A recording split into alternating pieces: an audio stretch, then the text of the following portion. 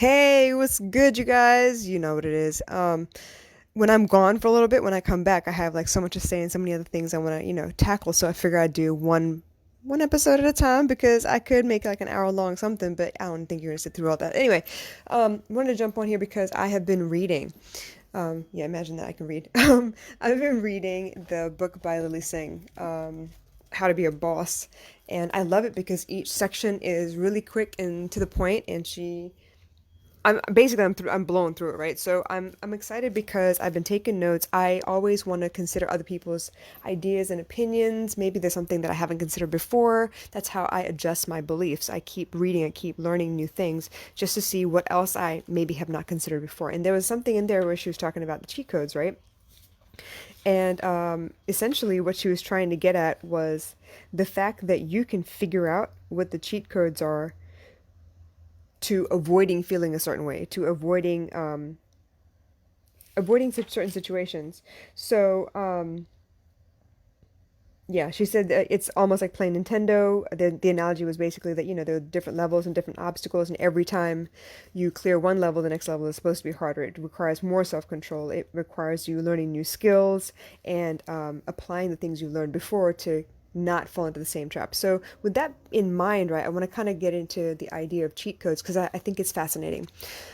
um, Looking at human behavior, what we're doing at the moment is we want something, we don't know how to get it, we go ask somebody for the cheat codes. We go ask somebody, hey, how'd you get it? And they tell you, and a lot of times because it looks like work, we still don't use it. But if it was a video game, if it was actually a video game, you would buy the cheat codes and use them and finish the game. Because the goal is to get to the end, right? The goal is to finish all the levels and finish first or finish with the most points, whatever the case may be. The point is to get to the end. But for us in life, we're not looking at the end goal. We're not looking at that big picture at the end of, all of this trial and tribulation. We're not looking at that. We're looking at how do I get through today? How do I get through the next moment? How do I get through this pickle I'm in at the moment? But even then, when you ask for the cheat code, more than likely we don't use the damn cheat code. We'll go pay for it. We'll go ask for the answers. We'll go buy the book. We'll read the book. We'll listen to the podcast. We will talk to people, go to therapy. But once you're done with it, you're hoping, okay, I read it, so now I've applied it, it's enough. That's not how that works. It's not the same as a video game. I like the idea, yes, in some aspects, absolutely. Level up. Each level is harder than the last. Sometimes you see old obstacles. Sometimes you see new obstacles. Sometimes the obstacles are relatively the same, but the danger level is like higher or whatever, right? But when it comes to getting through a phase in your life, there's a lot more application than just administering a cheat code, like entering it in and then you can get through it or whatever. Or you get maybe like an extra life, or you get like superpowers, or I don't know, something. But I think it's fascinating that in a video game situation, you will happily spend the money, no questions asked, because you know what it's going to do for you. And then you will happily apply it. Obviously, it's like a one-time thing, a couple buttons. Maybe it's a strategy that you use with the controller or whatever to get through a specific obstacle. Maybe you watch the video and somebody gives you like an idea of how to get through, or something that you were missing before. Maybe there's like an Easter egg in the game somewhere that you need to go check out before you can get to where you need to go. The point is, they will tell you what you need to do to get to the end, and you will do it because it's like one or two actions real quick. In life, though, it's a repeated action. It's a new habit. And I think it's because it's a new habit that you have to constantly do this thing is the reason all of us are so lazy and don't want to do it. We have all the answers. I think I've talked about this before. There isn't a problem in the world today that someone at some point in time has not overcome and written a book about and done a TV episode or spoken about something. They've given you the blueprint to how they won. We've gone through and we've listed every book that we need to read. We've gone through and read them. We've watched all the Harry Potter books. We know all the characteristics it takes to be a Gryffindor versus Slytherin versus I don't know what. We know all of that stuff. But knowing and applying are two different things. And I think that's where coaches really, really, really, really, really help. I went through a Maston Kipp, masterclass. It was awesome. So much information. I don't even know how I sat through the first time and was able to get it all down on paper. Obviously, the 3 days that it took, I mean, it was spread out over a week, but it was four classes that I sat through. And I wrote until my hand cramped up, and eventually I gave up writing and started typing instead. I had two screens open at the same time just to be able to, to write and pause and listen and, take down whatever I needed. But at the end of that week, where I was geared up and ready to start implementing, I didn't. I'm gonna tell you right now, I didn't. I did little pieces and then I stopped. And it's not that I'm stupid. It's not that I have no will.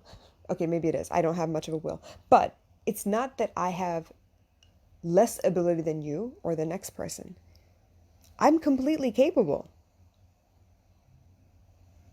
I just have trouble focusing and applying myself. And that's where having someone to cheer you on could help. That's where having someone you have to check in with could help. That's where having a team of people to help support you would really, really help. Because instead of depending on one person to catch up with you and check in on you and make sure you're doing the right things and be available for you to speak to, if you put the question to the group, everybody who's doing the same thing can chime in. Everybody who's on the same journey with you could chime in. So then you don't have to wait on, oh, well, it might be office hours where they are in their time zone. Maybe they don't have time for me right now. You don't have to worry about that. Somebody somewhere in that group is going to be able to help you. That's why I teach. That's why I do the work that I do. I want to make sure that you know that I'm available.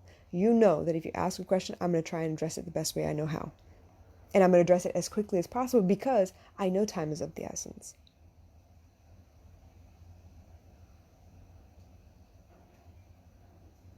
So, cheat codes. You know what to do. Now go do it.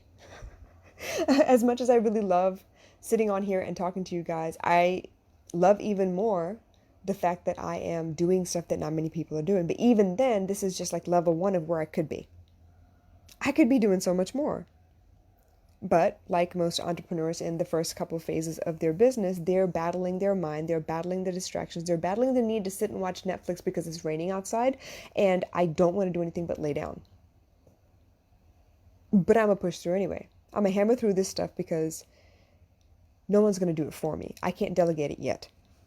There will come a day when I will definitely delegate, and I'll tell them exactly what I want, and the people will understand what it is that I need them to do. But until then, this one-woman band, needs to make sure that the harmonica and the drums and the tambourine and all of that shit is working in sync together. Could you imagine me with this one-man band thing? Like, can you, all that stuff strapped to me? I don't know. I'd have to try it one day, not today.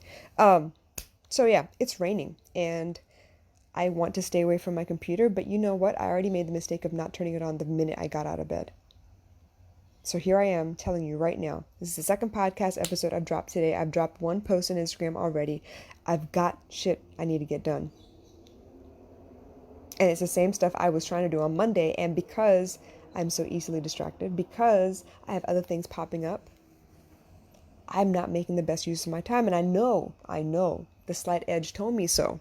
I know that working on my time effectively will compound my success rate. I know it. You know why I know it? Because it's the first book I recommend for anyone who's asking for recommendations. But recommending is not doing. Recommending is not applying. Reading is not applying. I still got to do the work, just like you. Just because I know that pants fit really well doesn't mean I can think about the pants and I suddenly have the pants on. I still got to get them out the drawer. I still got to iron them. I still got to put them on one leg at a time. So, you know where to get the cheat codes. What you gonna do with it? Why don't you drop it in the comments? Drop it in the comments and let me know what you're working on today, what you might need some help with, what you want someone to check in on you with, and let's see if we can't support each other through this because, I don't know, it's more fun with company. What do you think? All right, y'all. I'll catch you later. I better get back to work. Bye.